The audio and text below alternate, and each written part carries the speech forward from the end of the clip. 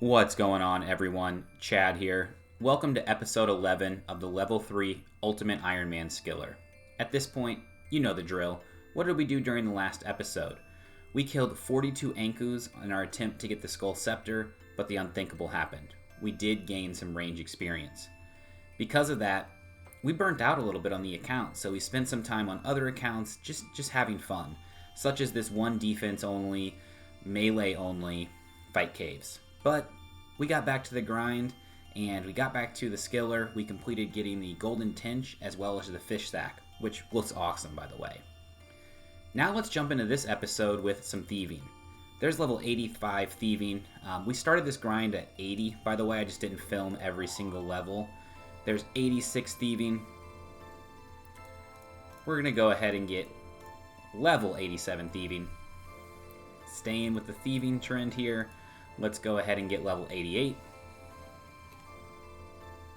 We're going to go ahead and get level 89 as well. And we're going to finish out 90 right here, and then we're going to get on with some other activities. Thieving will most likely be my first 99 on this account. Mostly just because it's a great way to get GP, which I'm going to be able to use for so many other things on the account. But there it is, 90 thieving. I have 17 Herblore, and I actually need 31 to do Herbivore. I didn't realize that when I got 81 Hunter, so we're going to spend some time here doing Brutal Victims, basically. We kill them with the anti-poison. I showcased this earlier in my series, but it's pretty good Herblore experience without actually having to get any herbs. Multiple hours later, hundreds of world hops later, we finally have our last victim here so that we can knock out 31 Herblore, which is going to unlock Herbivore, which we're going to do later in this episode. You know that, in my opinion, I failed my account, but many of you want me to continue it, so I'm going to. I'm actually going to complete the quests and diaries that I was not doing because of the experience that I gained. So here we are starting Demon Slayer. Grabbing the bones are easy, just come to the dig site. There's 5 spawns, so just going to throw that out there. We're ready to kill Delriff. I have my best stab gear and quite a few food. You can see I have perfect HP experience. I'm going to rune that. I'm going to rune my perfect attack as well. What I'm going to do to make sure that Delriff doesn't heal is I'm actually going to steal the boost from LMS. This isn't going to be a Rindy-like boost. I'm not going to get 99 attack and strength and everything else, but I will be able to steal the boost from the Super Combat Potion. So drink your Super Combat really quick and then World Hop. It is literally as simple as that, and you will come away with 17 attack and 17 strength. So if you look up in the top left corner, you can see that. I'm going to quickly use my Chronicle Teleport and get down here to fight Delriff. There it is, 17 attack, 17 strength experience. I'm going to speed this clip up a little bit until I actually can fight him. For those of you that have done this quest, it can be a little bit annoying because the wizards will aggro you and attack you. In my opinion, just step outside of the instance and then step back in if one of them aggroes you and see if you get a better spawn. It only took 2 tries for me, but here we go. Delriff finally came close enough to me so that I could attack him, and there's some experience. Perfect hit points is ruined, perfect attack is ruined, but that's okay. It unlocks so much more on the account. Also, shout out to the Quest Helper plugin. If you are not using it, you are missing out. It just makes questing so much more enjoyable, and here, for example, it remembers the incantation for me so that I don't mess up and I do not have to fight Delriff again.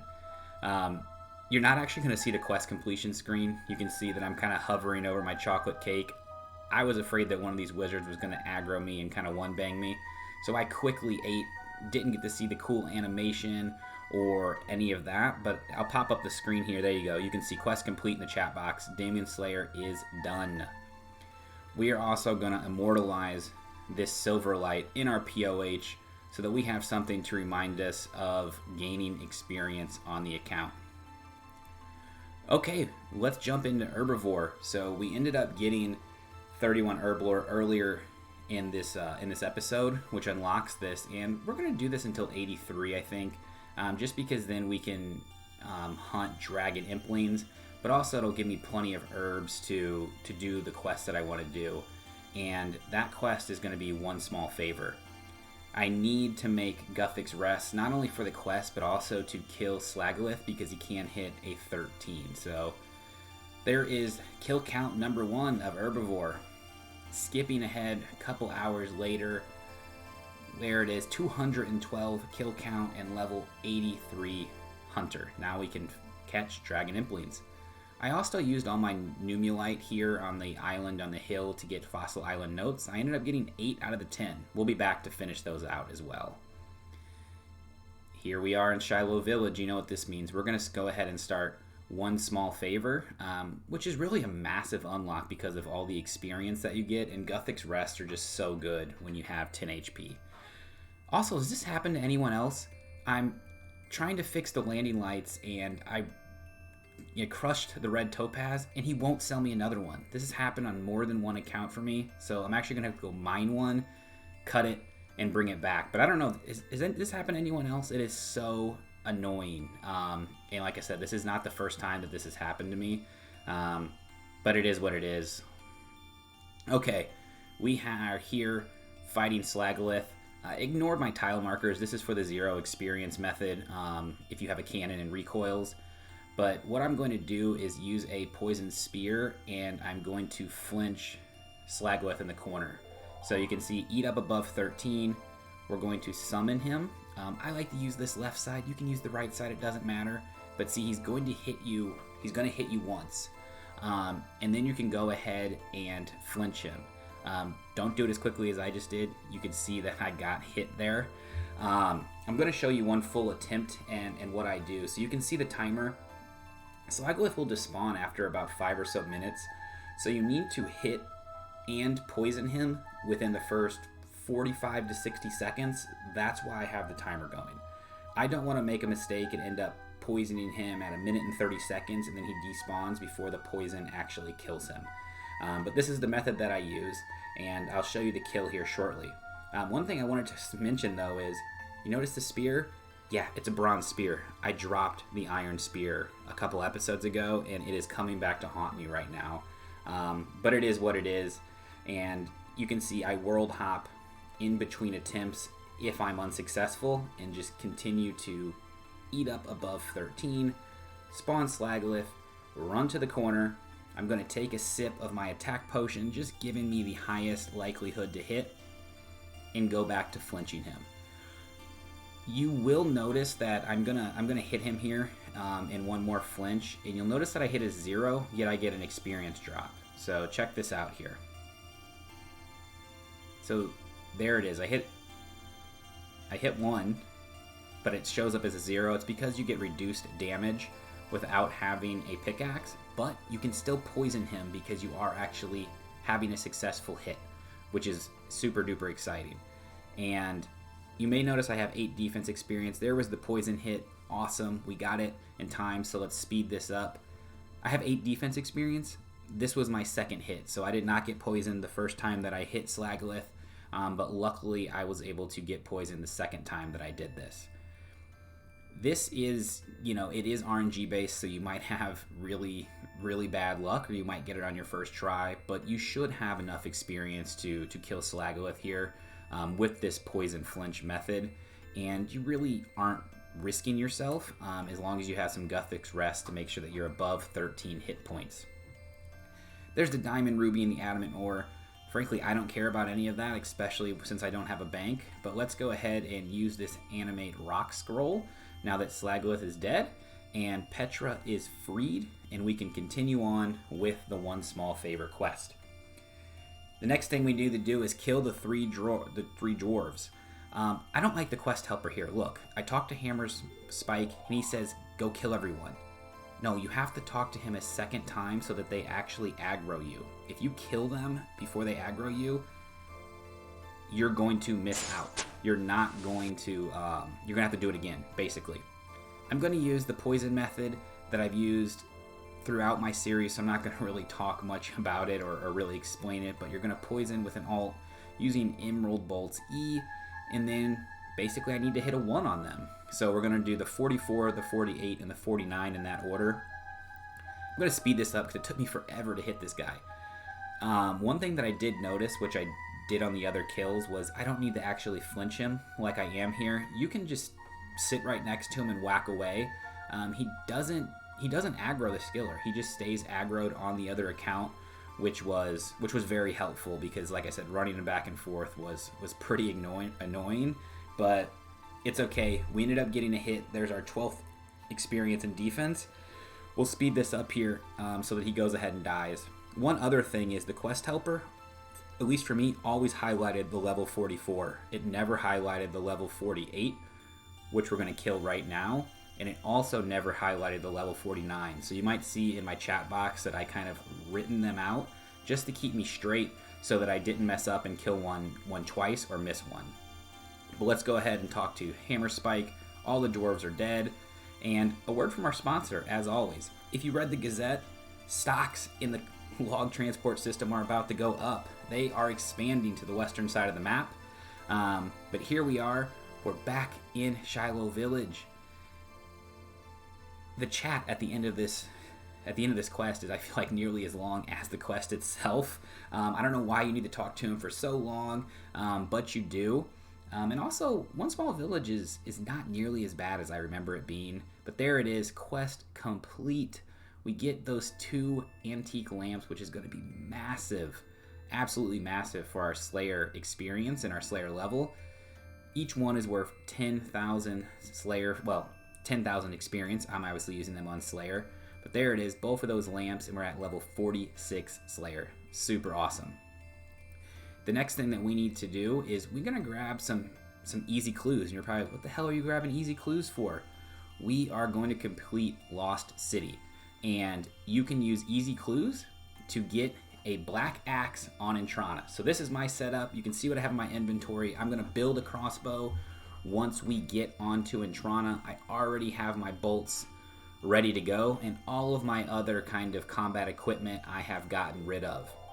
So we're going to go to Entrana, and if you open these clues down here in the dungeon, you can actually get combat items. You can see them popping up here. You're going to see quite a few collection log items, but we're going to, and try not to die from the zombie as well, but we're going to go ahead and open up these first 10 easy clues. The axe itself is about 1 in 36, I believe. So this might take a while, but I like to bring 10 to 5 clues at a time. So here we are, we're coming back with 5 clues, trying for a second time to go ahead and get that black axe. That Sarah robe top was super nice, but we're never gonna wear it, unfortunately. But we threw it all in the POH. So here we are with 5 more clues. So that is the 16th clue that we've opened on Entrana, the 17th clue, both collection log items, by the way. That's pretty nice. And we're going to open the 18th clue on Entrana, and there it is, baby. There is the black axe. We could have killed these zombies, but as you know, I hate gaining experience. I do not want to gain any combat experience that I don't have to. So this is the method of choice from my perspective, instead of actually killing these zombies. We're going to go ahead and get over to where the tree spirit is. I'm going to have to skip ahead in the video a little bit because I actually don't have my alt account ready to go. I need to go grab him because I wasn't for sure if I was going to actually get the black axe during this trip. So give me a few minutes and I'll be right back with my alt. So there he is. He's brewing down right now. He brought a serpentine helm and the blowpipe. Well, I should say he brought the pieces and he built them on Entrana. And we are going to Venom the tree spirit. Basically what we want to do is hit a 1.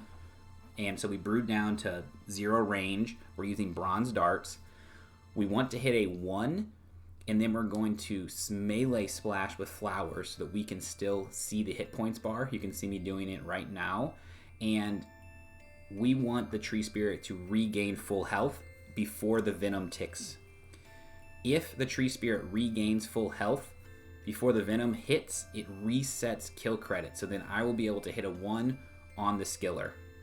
So this took about 15 or 20 minutes and a whole bunch of world hops. I just hit the 1, so we've inflicted venom.